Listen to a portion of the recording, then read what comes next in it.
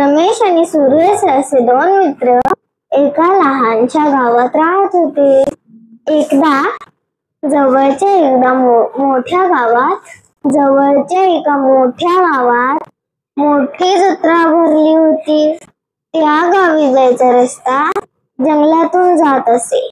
त्यामुळे रमेश आणि सुरेश दोघांनी सोबत जायचे ठरवले.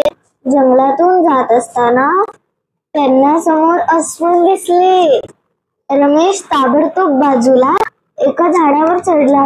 अस्वलाचे त्याच्याकडे लक्ष गेले, पण सुरेशला झाडावर चढता येत नव्हते.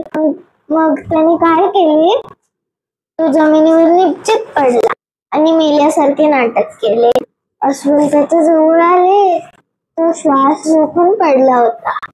अस्वलाने त्याला सगळीकडून खंगून पाहिले. अस्वलाला वाटले हा तर मेलाच आहे. अस्वल तिथून निघून गेले.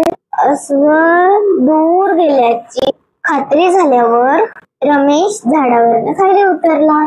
त्याने सुरेशला विचारले, काय रे, ते अस्वल तुझ्या कानात काय सांगत होते? सुरेश म्हणाला, त्या अस्वलाने मला मोठी ज्ञानाची गोष्ट सांगितली की जो संकटकाळी सोडून जातो तो खरा मित्र नव्हे. मित्रांनो, या गोष्टीवरून आपण हे शिकतो की जो संकट काळात मदत करतो तोच खरा मित्र. जर तुम्हाला ही गोष्ट आवडली असेल तर कमेंट करून नक्की सांगा.